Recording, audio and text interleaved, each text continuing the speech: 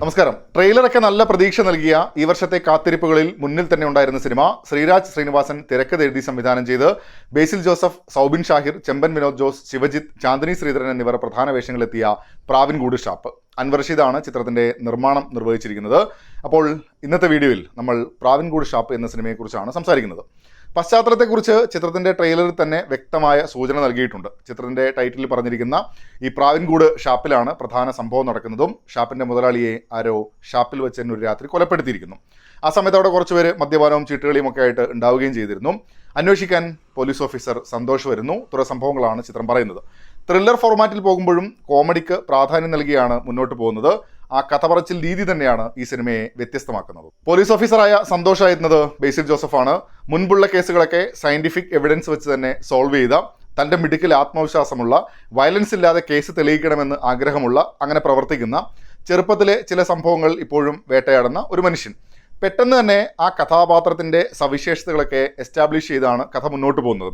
ഈ കഥാപാത്രത്തിൻ്റെ സംഭാഷണങ്ങളിലൂടെ വരുന്ന കോമഡികളൊക്കെ മിക്കതും രസമായി തന്നെ സ്ക്രീനിൽ കൊണ്ടുവരാൻ ബേസിലിന് സാധിച്ചിട്ടുണ്ട്. കുറെ കൂടി ഇൻട്രസ്റ്റിംഗ് ആയി തോന്നിയ കാര്യം, ഓരോ ഘട്ടം കഴിയുന്തോറും ഈ കഥാപാത്രത്തിൻ്റെ ഷെയ്ഡ്സ് കൂടെ റിവീൽ ആവുന്നുണ്ട്. അതിൽ ബേസിലിൻ്റെ പ്രകടനം എടുത്തു പറയേണ്ടുന്ന ഒരു കാര്യമാണ്.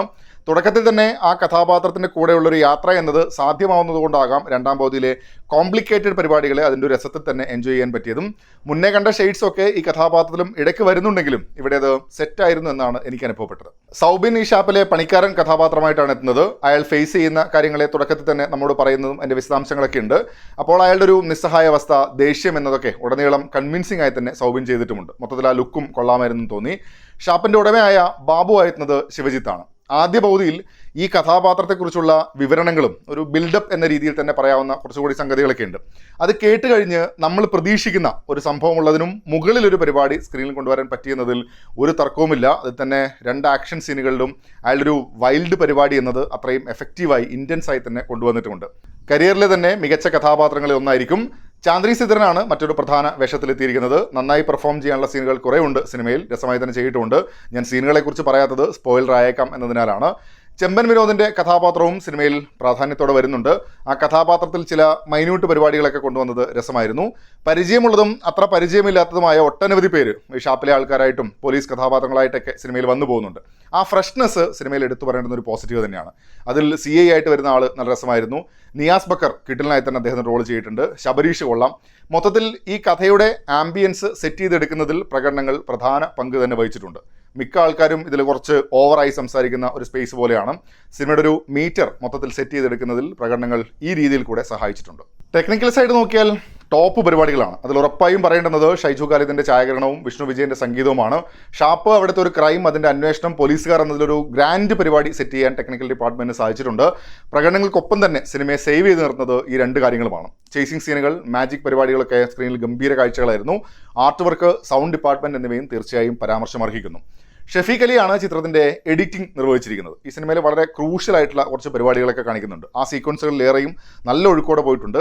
ഒരു പ്രശ്നം തോന്നിയത്, ഒരേ സമയത്ത് നടക്കുന്ന സംഭവങ്ങൾ വരുമ്പോൾ അത്ര സ്മൂത്തായി തോന്നിയില്ല. ഒന്നിൽ നിന്നും ഡിറ്റാച്ച് ചെയ്ത് അടുത്തത് വരുന്നു, അങ്ങനെ പോകുന്നു എന്ന് മാത്രം. ആ സമയത്ത് ഒരു ഒഴുക്ക് എന്നത് മിസ്സിംഗ് ആയതുപോലെ തോന്നിയിരുന്നു.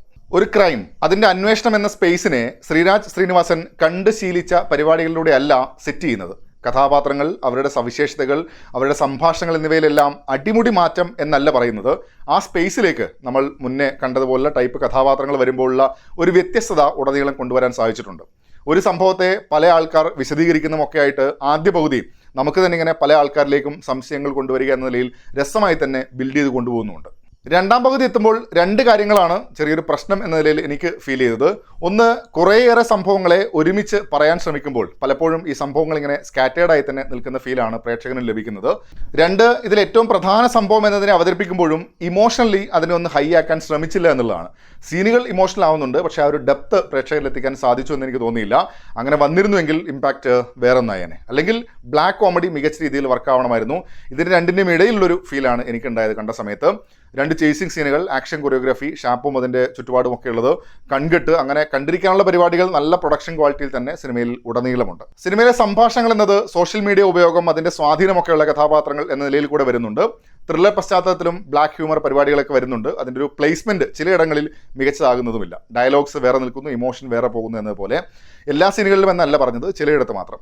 ആദ്യ പകുതി കഴിയുമ്പോൾ ഇനി എന്തായിരിക്കും എന്നൊരു ചോദ്യം കൂടെ മനസ്സിൽ വരുന്നുണ്ട്. അതിനുശേഷം രണ്ട് കഥാപാത്രങ്ങൾ അവരുടെ സത്യമറിയാനുള്ള യാത്രകളൊക്കെ പറഞ്ഞു പോകുന്നത് ഇൻട്രസ്റ്റിംഗ് ആയ ഒരു പരിപാടിയായിരുന്നു. ആ മൊമെന്റിലൊക്കെ ഞാൻ നന്നായി സിനിമയിലേക്ക് ഇന്നായ അവസ്ഥ കൂടിയായിരുന്നു. ഓവറോൾ ടെക്നിക്കലി ഗംഭീരമായ വർക്കാണ് പ്രാവൻകൂട് ഷാപ്പ്. അതിൻ്റെ ഒരു സെറ്റിംഗ്, ആ ഒരു സ്പേസ് ഒക്കെ കിട്ടലിനായി വന്നിട്ടുണ്ട്.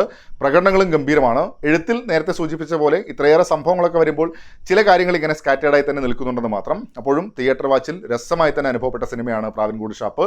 ആ സ്പേസ്, അവിടുത്തെ കഥാപാത്രങ്ങളൊക്കെയായി സെറ്റ് ചെയ്യുന്ന വൈബ് തന്നെയാണ് ഈ സിനിമയിൽ മികച്ചതായി എനിക്ക് അനുഭവപ്പെട്ടതും. നിങ്ങളും സിനിമ കണ്ടിട്ടുണ്ടെങ്കിൽ അഭിപ്രായങ്ങൾ കമൻറ്റ് ബോക്സിൽ പങ്കുവെക്കുന്നിരുന്നു.